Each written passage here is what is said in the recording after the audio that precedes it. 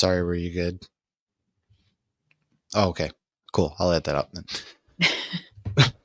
What's up, everybody? Welcome back to another episode of Hops Geek News, your home for comic books, movies, TV shows, and typically we feature a beer of the week. I am Matt. With me, as always, is Lauren. If this is your first time, welcome. Stick around. Make sure you hit those notifications, drop a review, and typically we do a beer of the week. We do what we've messed up on, what we've looked into from previous episodes, news, reading, watching, and our main topic. However, today is a bonus episode, so we are going to be talking strictly about Supernatural Season 11, Part 1. So this is going to be episodes 1 through 7 of Supernatural Season 11 to catch up, as I am just about done with the show.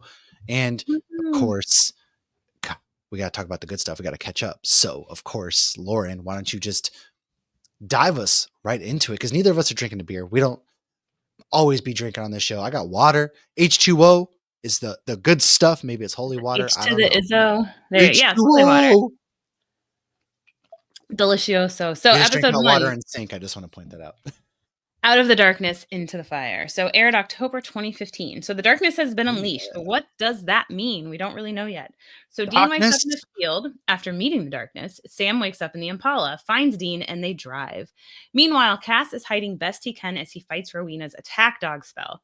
Sam and Dean drive up on a town that is full of cop cars and bodies, only to learn people are going dark side with some thick black veins. They find a young new cop and head to the hospital, which is also full of bodies and infected people attacking.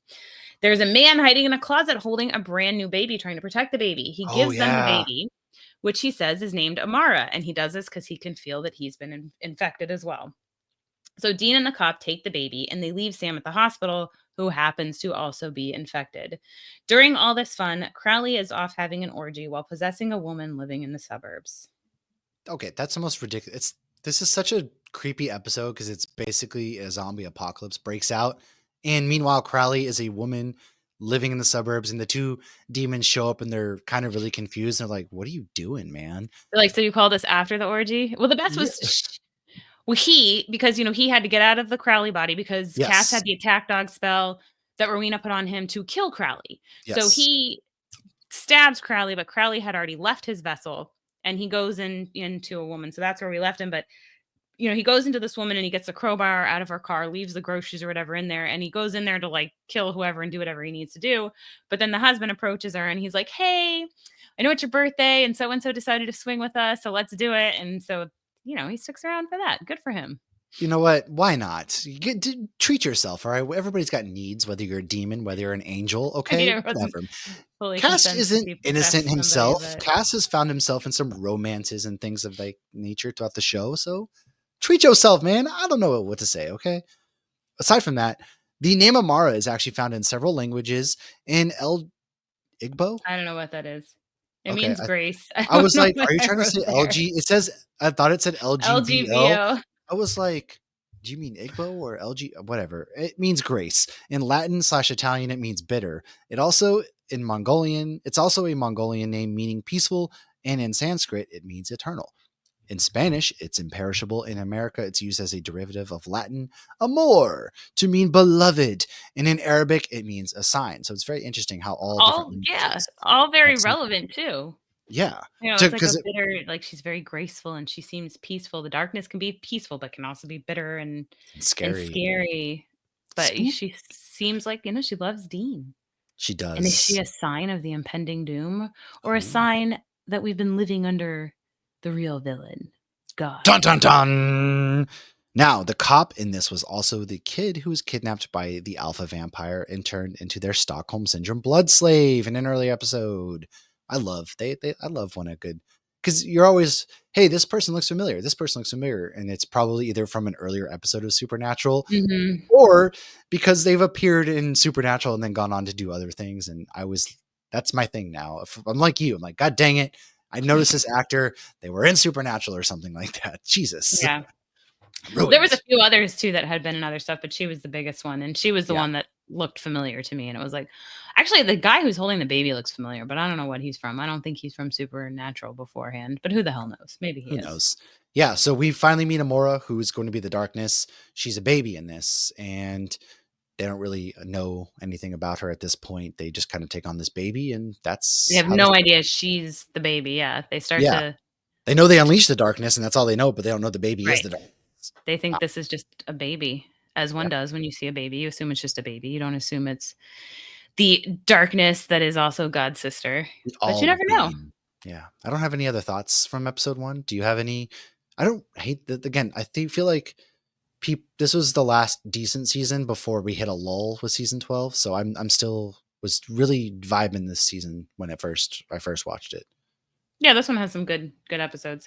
I feel like I Agreed. never remember what is what season until we like go over them in this, because Agreed. usually it's just like next on Netflix. Well, yeah, you're watching, binging, whatever it is. So going into episode 2, Form and Void. While Sam is trying to find a cure, the cop and Dean take the baby to her mom's house. The baby throws blocks into the wall to communicate that she is hungry. So they call Dean back. He answers, Ghostbusters, and then makes a U-turn. Cass is still cursed. He has been kidnapped by angels wanting to know about Metatron, because we're still dealing with Metatron. While being tortured, Hannah shows up to rescue him, which is a bunch of bologna and cheese, because he escapes to the bunker as Sam continues his research. Billy the Reaper shows up, tells him no more dying and coming back. Next time they die, they go to the empty for good. He then keeps having visions of the cage, but he does find a cure involving holy oil. Not holy water, holy oil, which is olive oil for Italians. And back with the baby, Dean shows up to see that the mom has called a priest. Father Crowley, of course. Who else would it be? However, sadly, the baby eats the cop's soul. She then stabs her mom. Amara escapes. Crowley lures it in a van of Lures people's. Amara into the van. Do you want Yes. candy, little girl? And he has a van, like a family. He's basically kidnapped a family. Hey, come on in. Instead of candy and lollipops, I've got people's souls. I have souls. Yes. Yeah, this is really when we first see something's up with this baby. And I wish all babies could have communicated by throwing blocks and saying they're hungry. That would have made life so much easier when my kids were infants. But this isn't just any ordinary baby, as it was kind of shocking. Like, oh, dang, she ate that person. And that's how she gains and grows up really fast. She feasts on souls, man. Yep. So some fun facts. The song that Billy the Reaper was singing was the song that was playing when we first saw Death, which was an epic entrance. It's the "Oh Death," and she's kind of singing it, which she later becomes. So was this foreshadowing? Did they know she was going to become Death, or is it just because she's a Reaper it's relevant? So Billy says to Sam, "You flirting with me, kid?" Which could be you flirting with Death, Sam.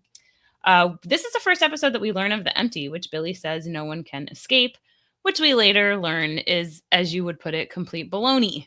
That's right.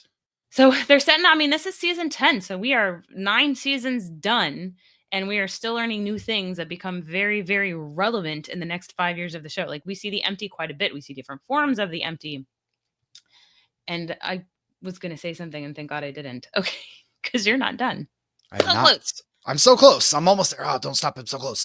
Yes. But obviously, Jack pulled, Cass out of the empty. We know that you can come back from the empty. I didn't know what the empty really was at that point until they show us the empty is just basically stupid, sexy dominatrix Venom. Dun, dun, dun. That's all I think about the empty. Not much. Crowley's back. Crowley's Father Crowley. I love when Crowley shows up pretending to be somebody else, or when they go to a case and somebody's like Cass is already there, or Jack's already there, or in this case, Father Crowley shows, and you're just like, they're really him, and things obviously go haywire at that point because they will. That's one of my favorite things. I'm loving Crowley at this point. This is when I really, really fell in love with Crowley. It was this season, just because he's off the wall and he's just doing his own thing, man. Yeah. Well, and I love we get the Scooby-Doo reference where Dean's like, this isn't Scooby-Doo, which is hilarious because this is before they do the Scooby Natural episode. Yes. But when Crowley's like, I'm way more of a Daphne. And then you also get they're like, when the mom's like, well, who are we going to call? And that's when it cuts to Dean and he answers the phone. Ghostbusters. That was fantastic. Yes. I love that. It was, man. And I do wonder if this was around when they did the Ghostbusters parody with Hillywood. Because I know it was after they did Shake It Off. So if anybody hasn't seen that, Hillywood, they have 2 parodies. Both should be safe to watch. If you're listening to us, you've probably seen it all because we spoil the crap out of things. I've watched them both. Yeah, I'm pretty sure they are because you've shown me them. Yeah, so but like the Shake It Off, you can't do till he's got the Mark of Cain because he's shaking it off. But I think 10 is safe to do. Winchesters, who are you gonna call? Winchesters. They do a phenomenal job. That is right. All right. Episode 3, The Bad Seed. We kick this episode off with Rowena, who I still don't like at this point, is attempting to put together. She is. Her mega coven. Her Ah, mega yes. coven. Witches were none too eager to join. Nobody wanted to join. She does find a couple witches, maybe. Dean keeps seeing Amara because they are connected. And the boys in a locked up cast are looking for a baby Amara, not knowing at this point she's grown up to be a child. Crowley has her. He's training her with some Hitler speeches and whatnot because he's a demon. He's trying to make her really evil, I guess, as like one does. Kind of weird. Anyways, the Winchesters are also looking for Rowena to reverse the curse on Cass. Rowena gets sneak attacked, captured, and with a gun to the head, cures Cass, then escapes. We end with another Amara, Nanny, soulless, and dead, and a young teen Amara who is so hungry. God, every kid can have a snack, can have a snack, can have a snack. Only this kid eats souls and listens to Hitler on tape, I guess. Yep. That's yeah. So some fun facts. This is a Jensen-directed episode. The title is a reference to a 1956 movie called The Bad Seed, which is about a mother who suspects her little girl is a serial killer. So at around 18 minutes, while in the interrogation room, the camera cuts to Sam sitting at a table. And behind him on the wall is a wanted poster, and apparently Jared Padalecki's face is on it. I did pull it up on my phone. I did not see, you can see there is something in the background. I should have pulled it up on my TV. But did not confirm, but there is something in the background right at that. It says 1836. That's cool. So, in the bar scene between the demon and the angel, the Loud and Swain song, Big One, is actually playing the background. If you don't know who Loud and Swain is, that is the band that Rob Benedict, who is Chuck, is the lead singer of. And if you go to a Supernatural Con, they always do concerts. They do a lot of the... Oh, yeah. And that bar scene I loved. How much did you love the bar scene of like the demon and the angel like get together and they're just like bitching about their jobs? Like, it was the best because it was like good omens. Well, I mean, because there's demons and angels are often so far fighting each other, but in this case, they're just sitting there and God dang, you can relate. Okay. Even demons and angels hate their jobs. They're talking and having a drink about how much their jobs and their bosses suck. Okay. That's the most realistic thing I have ever seen in this show at this point because 100%, dude. Yes. Yeah. I love the more angels and demons we meet, the more, because when we first get introduced to angels, Ruby's like, you got to run for it. Don't get between, Godzilla and Mothra. And like, even all these demons are terrified of these angels because you're always the most terrified of what you don't know. But then to meet more of them and realize like, yeah, there's similarities in some of these things. And I think they're hardly different cool. than humans in a lot of aspects, including hating their jobs. Right. And some of these demons, it's like, how long were they in hell for their soul to be tortured? Like some of these people ended up in hell because they sold their souls or something, not because they were necessarily evil. And, Dean had been down there long enough. I'm sure he would have been converted to a demon. Well, Dean was down there 40 years in hell time. So, I mean, yeah. Also, that's what a lot of people John don't realize. Winchester lasted 100. Well, what's her name? Eileen, she was gone for 3 years, which is like 360 years in hell time. So how long was Kevin Tran? Yeah. Oh, dude, I can't wait to talk about I told you that. His story got more and more tragic. I cannot wait to talk about both Eileen and Kevin Tran. So spoilers, I guess. But yeah, anyways, you're right. You often forget that the demons are in hell being tortured more often than not. I mean, or they're committing torture or something of that nature. They're tortured souls. They are tragic characters. Not all of them are evil. Not all of them ask for this. A lot of people sell their souls to cure cancer, for example, or things like that. For somebody else. Yeah, or for somebody else. So you do forget about that. And I thought this brought back a human realism to these characters that made them relatable. And it was funny. Yeah, and then Cass is on Dean's computer and he comes across Fortune Nookie. Jeez. Which is my God, yes. Site. And he seemed so confused and innocent, even though we obviously know he's watched Sam, be for real. Yeah, come on, Sam. Don't act like you don't do this too. Dean's just very open about it. Oh, Cass, you're right. So Cass is like, how does this help? How is Fortune Nookie gonna help? Oh, brother. Oh, brother. Yeah, good stuff. So, number 4. Do it. This is a good one. Baby. So this starts with a destroyed baby covered in blood. Oh, that sounds terrible when I say it aloud. Baby referring to baby is the car, okay? But it's showcasing the Legos and the initials, and it has Dean handcuffed in the backseat, bloody and passed out. Then we cut to Dean washing baby in the bunker while wearing shorts. Then they're off to a case. They stop at a bar. Sam gets lucky, and then Dean night moves him. They pull over to Ooh. sleep in Baby. Keep in mind, this whole episode is inside Baby. And I Sam know. dreams that a young John Winchester is driving and talking to him. We, of course, now know it is not, in fact, John. So as they continue to work on the case, Cass is still in the bunker doing research for them because he's still recovering from the curse. It turns out they are not hunting a werepire, but something else. It's I forget how you say it, Noxiner? Noxener? I don't know Anyways, how to pronounce it. how to kill them is you have to put a copper penny in their mouth, which we learned from Sam that copper pennies stop Yes. being made after a certain period of time, so they have to find an old penny. Fortunately, when that happens, the people they turned actually turn back, including the lady Dean was driving around that he thought he was saving, and then she attacks him. He ends up taking her home after she's turned back, and he picks up Sam, and they drive home in a very beat up Baby. However, what they take away is that the monsters are even more scared of the darkness than they thought as they're Yeah. trying to build their own armies. The So that darkness was a is scary fact. it's fun because even in the less serious episodes, you do get the story advancing, like I've talked about a bunch of times. So they find out about the darkness or a little bit more. Even everybody's afraid of the darkness essentially, and they don't really understand why or who the darkness or what the darkness is yet. But they know She's it's been locked up since the yeah, beginning of time. it's important. And some fun facts for this episode: it was filmed very differently than any of the other episodes. For example, car scenes, there's a rig for cameras and a trailer that pulls the car. However, because the actors can't see to drive, that's how they do that. For this episode, the crew actually rigged the cameras into and onto the car in a way that Jensen Ackles could still see enough to drive. They would rig the lights and roll sound, and the actors would literally just drive away from the crew up the road. Ackles and Padalecki have said it was weird because they were just on their own with no one to say action or cut, and it was up to them to do most of their scenes without those cues, which I think is really cool. And it probably helped them as far as, Jensen likes to direct, and it probably helped them with future projects and things kind of grow their craft a bit. Right. And the fact that they've been playing these characters in the show for 10 years, it was Yeah. you, I don't know like how easy that would have been in season one No, for them to pull off. that's not something you can really pull off in season one unless you're working with seasoned actors, because they've been actors, sure, in other things at this point, but they're not seasoned to the point they would have been able to pull that off in season one.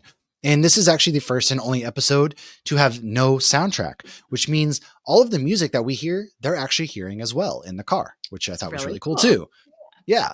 During a convention, when asked about the ad lib scenes in the show, Jensen says the moment in this episode that shows the boys eating and laughing was a Jared and Jensen moment, not a Sam and Dean one, because they had to spend so much time driving the car around with all of the rigging in place to get filler shots. And then Jensen actually did the stunt move in the car. At the end I, when he does the wheel and yeah, he's like, "Er, er," that was all him. that's fun. I would love to do driving. Every guy's dream almost. I feel like almost everybody's dream is to get to do some cool stunt in cars and wheel cars around like that. So I guaranteed he was having a blast. Right. Well, and he knows that car so well too. But Oh it's yeah, by funny that when point. you watch because most of the time your attention's directed to Dean, watching him Yeah. he's beat up and he's tired. But I mean, he knows Baby like the back of his hand. But then if you look at the other actress that's in the car with him, like the look on her face while he's turning, and she's not a monster anymore. He's taking Yeah. her home now, and she looks like I wonder how much of that was shocked that this man's actually doing that, and this is not like a stunt, and you're in this very intentionally beat up and glass torn out Yeah. car while he's doing all this. He's just skirt. But I One mean, I, I love there's the scene where they're in the car and you're watching from the car's point of view, and there's that fight going on outside the car. and And Cass is that's on the phone. yeah, it's such a great. I loved this episode. You had told me kind of about it. You're like, there's an episode where it's shot only from in the car. So I was like, oh, that's cool. But I didn't really like how cool it was until this episode. It was really well done. I wish we had almost gotten another episode like this because it was Yeah. so cool. And it gave the car life too at the same time. Kind of how in Batman Gotham City is its own character. The car very much, Baby is its own character in this show. And this Mhm. kind of, brings Baby to life in a Confirmed way. that, yeah, Yeah. and I think that's exactly what they were going for, was, this has been a character in the car for so long or Yeah. character in the car, a character in the Well, show for so character in long. the show, yeah. But, I mean, I think this is, when we're hosting a Supernatural panel soon at We Megacon, like are. we had mentioned, and so in the Supernatural panel, this is something we will go over, the highest rated shows and our most underrated as well, and we'll have some trivia in there too, but this is one of those highest rated shows. There are shows that are amazing and get the recognition they deserve, and I think that this is One of the collectively episodes, yeah. a favorite, and I mean, Night Moves is every time I hear it now. We were at a bar and it came on, and of course I sing the My Brother's 67 Chevy rather than the actual line because that's how I hear it, is Yeah, in the yeah. backseat of my brother's 67 Chevy. But Yeah, it's a lot of fun, and it's fun to see them bonding too because we don't get those scenes so much in the show because it's not relevant to the plot usually. So it's nice to see how they made the car home and you see yeah, them laughing. And then to find out that was Jared and Jensen, not even Sam and Dean. But which it I'm is glad they Sam. kept in. Yeah, Yeah, it is Sam and Dean though, because you know that they still have a brother they built that relationship, like bond. Yeah, yeah. So, yeah, this I loved episode it. is so good on so many It levels. is. It really And we is. didn't get Cass, but we still had Cass involved, which I still loved when he's like, "Dean, Dean, I heard He's on the gunshots." phone. Yeah. So, yeah, Now, because any episode without Cass is sad, but we got it enough. That's is. good. Still perfect. Moving into episode 5, Thin Lizzy, we kick off with a young couple in the Lizzie Borden bed and breakfast. Yes, Fall River, Mass. Lizzie Borden, uh, her parents tried to make her eat vegetables, broccoli. She didn't like that. She gave her parents 40 whacks. So Apparently, bro. they learned about all from the Ghost Facers. The young couple Ghostfacers. gets axed. The boys head to the case. Despite Dean's hesitations because Sam's weird serial killer obsession, Cass is left behind watching The Wire and still recovering. The boys learn that the house is fake haunted, but then another body drops. Then another body shows up in town. The kid from Stranger Things' dad is dead. Then they meet a Lizzie Borden superfan. He wants to see her ghost, but he's not allowed in. Turns out this super sweet weirdo met Amara, actually. She ate his soul at one point, which she's been doing around the town. We know that. She even ate the babysitter's soul. Don't tell mom the babysitter's dead, kids, which is also who killed Mike's dad. Poor sweet weirdo guy kills the babysitter, saves the boys, turns himself in because he knows he'll kill again if not. This is when the hunt for Amara continues. Yeah, Dun that dun was fun. I dun. Lizzie Borden, growing up in Massachusetts, I've never been there, but it's allegedly the most haunted place. They made it to a bed and breakfast. People love going there. So What makes allegedly it be it's that haunted if people are going to their bed and breakfast? well, I mean, they go there because it's haunted. Like people, Right, that's the I whole attraction. It's the Lizzie Borden Do you house, think which they have the fake stuff with the fake lights and the fake I mean, I I don't don't know. I would love to know if somebody has stayed there, what your experience was, because I have not, but I would really like to stay there, except for I'm kind of afraid, I guess. I would stay there. Who cares? Let's go. We should do that sometime. That's what we should do. A supernatural. We should do a ghost facers instead of Lizzie Borden Ghostface. house I guess I because don't you can. believe any of that stuff, so it's like it doesn't scare me. It's like Brielle and I were watching TV the other day, and she hears a bang on the door. She's like, "What was that?" I'm like, "It was the sign on the door. It's really windy outside." She's Oh, like, "Oh." Like that's she a was good point. like, "There's always relevant to like you hear a weird sound. It's gonna be the air conditioning. It's gonna be the Well, heater. Like that's an my old house. It's probably like yeah. making weird sounds." Oliver came downstairs and was like, "I can't sleep. I'm afraid of Pennywise." And I was like, "First of all, where did you watch Pennywise?" He's like, "YouTube." I was like, "First of all, why? Second of all, Oh, why are you on YouTube?" Then I was like, "Dude, do you realize how they kill Pennywise?" He was like, "How?" I go, "These kids literally talk shit to him and he dies because they're not afraid. They said we're not afraid, and they talk shit to Pennywise and he dies." I'm not afraid of you anymore. Exactly, and so that's what I kind of tell him: if you're afraid of something, just talk crap to it. So that would be me if I ever Don't give experience a it ghost. power. Yeah, right. And so I would stay at the house. That'd actually be fun. Fall River, Massachusetts. It's near the Cape. Do so. But what Bring some are? salt. Yeah, it's a real thing. So why don't you tell us some fun facts from this episode? So there is a real Lizzie Borden B&B, like he was just saying. However, the house used for the exterior shots is not the real one. But a photo of the real one can actually be seen on the back of the pamphlet that Dean picks up in the lobby because obviously Oh, they're somewhere near Vancouver. oh They're not yeah, in Massachusetts. clearly. Sydney comes out of a bar that's a babysitter called Molly's Hatchet Room. The band Molly Hatchet did a cover of Thin Lizzy's, and the boys are back in town, and Thin Lizzy is the name Oh, of is this it back to episode. town? The family that runs the B&B have the last name Kemper. Ed Kemper is an American serial killer known as the Co-Ed Killer. Oh, So very interesting. it's funny that Sam's like into serial killers. And I think you've It gotten is to it like weird. a serial killer clown. That must be like so confusing for you because you love serial killers, but you hate clowns. I know. Oh yeah, yeah. We did. Yes, they reference that to John Wayne Gacy, don't they? Yeah. That's yeah, okay. Yep. I've gotten to that. It is funny because weirdly enough, he is into serial killers. I guess he was the if Sam were to host a podcast, it would be on true crime podcast about Yes, serial killers. 100%. Yeah. Easily, without a doubt. He's like, "It's weird. Yeah. It's a hobby." And like Dean calls him out on it. As somebody who's not like huge into true crime, I thought that was so funny, especially because I'm so many not of my either. friends are, because they're all Same. like, "I agree with Sam." And I'm like, "Well, I once again agree with Dean." I don't yeah, I'm not a true crime junkie, I guess. I don't know.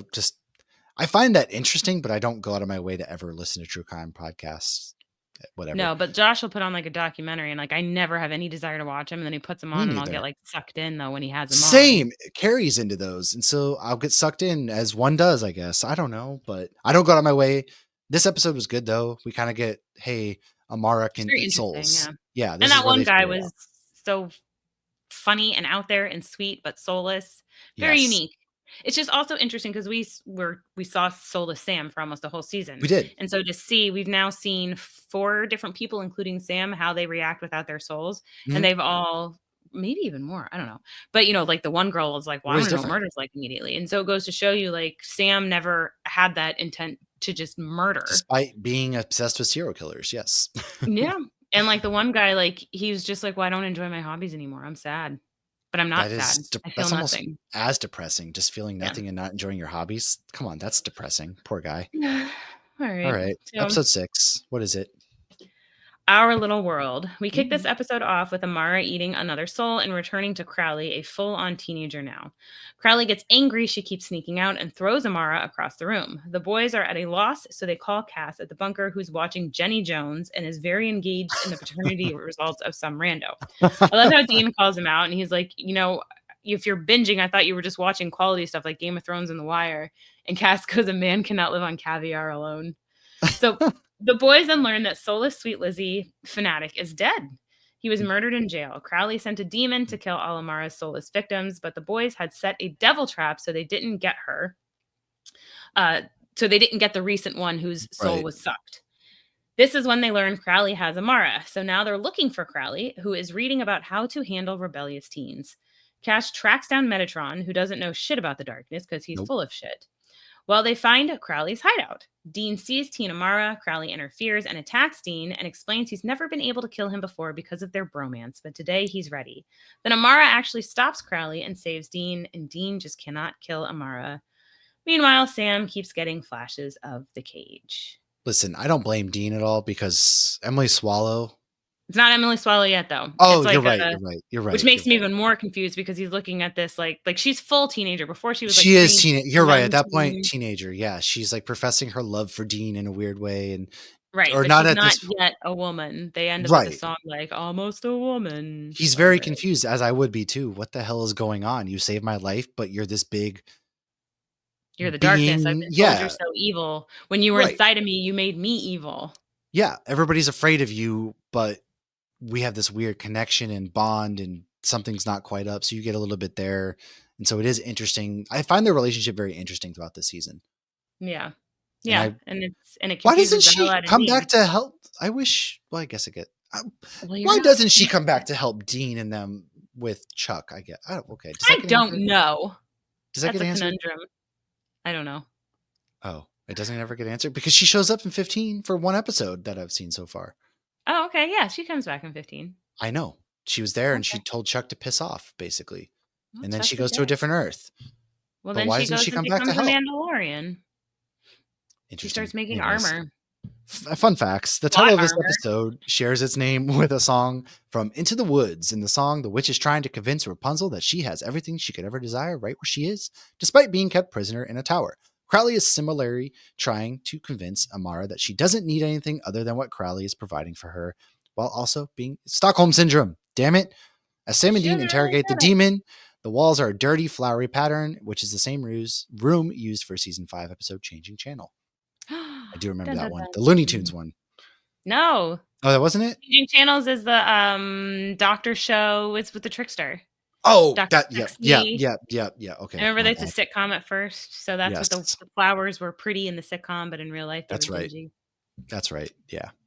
I said my Uh, piece. I don't really have much more on this episode other than I really find their relationship, Dean's relationship. It's funny because everybody gets to know Dean and Sam. They obviously become family, but Amara and Dean's relationship really gets intriguing at this episode, I feel, because this is really when they come face to face. mhm. Yeah, because then he feels it more intensely because he keeps thinking, "No, I can do this. I can do this. I can kill her," and then he can't. Yeah. So I like when they're looking for Crowley. Dean mentions that Crowley, oh, he hates hell. He's not going to go there. And Sam's like, "Oh yeah, I always forget about you." And Crowley's Summer of Love. And then Yeah. it was funny when Crowley's sitting there pretending to read something else, but really he's reading how to deal with your rebellious teen. You hear a demon say there's been a 40% decrease in soul collections because of legalized marijuana. Amazing. I know. Amazing. Jeez. Oh, God. All That's all right. I got for episode Let's go 6. into our final episode, Plush, episode 7. Donna is back. A sad dead guy who dressed up for kid parties passes away. His soul is stuck tied around to his costumes, which is really creepy. It seeks revenge on the assholes, who accused him of being a pedophile and accidentally killed him. They only meant to scare him. Random people put the heads or costumes on and become completely possessed. The heads don't seem to want to come off. Donna realizes it's off and calls the Winchesters. They, of course, let all of the possessed people escape. Poor Doug is in the dark, and copycat killers, they burn the costumes. Yeah, this is a sad episode because my dude, he was just costumes. Like, he was dressing up for kids' parties, and people are really mean and messed up, and that's the Accused him fact. of Like, being a pedophile when he yeah, wasn't. Yeah. that's messed up, man. Really, really messed up. Yeah, but I like how, like, they're trying to keep Doug in the dark, and he's like, "What do you think this is?" And Donna just kept saying, "Copycat killers, Doug. Yeah, Of course. yeah. What else could it be?" And then she's like, "Let me guess, this person escaped too." And Sam's like, "Yep." She's like, "I'm so fired." But obviously, she doesn't want an innocent person to go to jail either. Well, yeah, of course. And so, yeah, this it's just one of those like sad episodes, fun buddy cop type episodes where we take a break of the seriousness of the main plot line. And Donna, again, I love having Donna back. But this episode reminds me of it's The Mask, I think it's called, for Goosebumps, when she puts on that mask and Oh, yeah. that's what this episode reminded me of, yeah. Yeah. Uh, and so here's a fun fact. When Donna calls Dean, his response is, "What do you mean, Killer Bunny?" This is a reference to the Killer Bunny and Monty Python and the Holy Grail in 1995. Oh. She also at one point, holds up the clown mask and she's like, "Killer Clown." And so I feel like, Killer Killer Clown's Clowns from from Outer outer Space. space. Yeah. Lots of I good do like things. I clowns. love that we got a Who Framed Roger Rabbit reference. Oh, that's right. Yep. Sam goes, "Let me guess, you were framed," which seemed so out of character. And then Dean looks at him, doesn't even respond. Dean should have made that joke. He But should have. That was a missed opportunity. yeah, I felt like that was something he normally would have said. And yeah, so I thought that was interesting that they switch it like that. But poor Sam, I also think that Dean knew exactly what he was doing and was just trying to make his brother feel stupid. Fair. And then we see Sam come face to face with a clown in the elevator holding a bloody scalpel. So that's always funny to see this giant man who's literally fought the devil be like terrified of clowns all the time. Right. Yeah, I hate clowns. I hate the clown episodes because they're creepy. I don't like clowns. I don't understand people's obsession with clowns. People who like clowns are freaking weird, man. I don't know how to say it. It's just, tell me how you really feel. Get away from me. Yeah. It's so Doug, do you feel bad for Doug in this episode? yeah, I mean, because Doug's the one who was framed and everything, right? Like No, Doug's the other cop that she keeps like yelling at, like making him feel stupid. Oh, well, I mean, yeah, I don't remember. He's not the bad guy or anything, right? No, he's just like Okay. the other, but she ends up dating him later. And do you remember when her niece gets kidnapped? You've seen that one, right? I do believe so, yes. Okay. And then he gets bit by the vampire. Oh, yeah. Okay, yeah, I remember Doug now. I do. Well, yeah, because he didn't deserve to get yelled at like that. Right. So I feel bad for Doug in this episode, but then after he like up and ditches Donna, I mean, at least he's like honest that he can't handle the hunter life, but I'm just like, come on, Doug, really? Yeah. So I don't feel bad I do for feel Doug anymore. I did at this point. You're right, but you made some good points. You're definitely right. So that's all I got. That is. But that's all we have for the first 7 episodes. Perhaps the next time we record, I'll be done with Supernatural, which we're going to record. Probably. We're going to record my thoughts right after finishing, but also That's I'll fair, obviously yes. talk about it at the panel because I want my fresh thoughts right after finishing. I feel like I need my fresh thoughts, and then I'm going to have my thoughts at the panel of how I feel after sitting on everything for a little while. And then finally You just hit 2 years. Oh God, Finally, it's been that Owen. long. Oh my gosh, Yeah. I feel so bad. It really shouldn't have taken me this long, but again, it's 15 seasons and there's so much we have Still to have watch. 5 years to record too. They have 11, 12, 13, 14, 15. We do. So we'll get there, but we'll record like initial reactions and things of that. And then obviously our panel is Sunday, February 9th at 11:30 a.m. Make sure you come out for that. Follow us on social media where you can see what our I kind of talk about some of the episodes as I'm on social media, thinking some thoughts out, things of that nature, just tweeting threads, Blue Sky, whatever we're on. You call it. We're on all of them. I'm just kind of like push my thoughts out as we're doing it. I did try to do some TikToks, but we'll do our fresh reaction, my fresh reaction, I should say, when we're done. As I always say, we'll be back next week with really good stuff as we come along. Make sure at our panel at Megacon, we will see you there. Trust us. Cannot wait. So we're going to have some good stuff, man. Thanks for hanging out. We'll see you guys later. Peace out.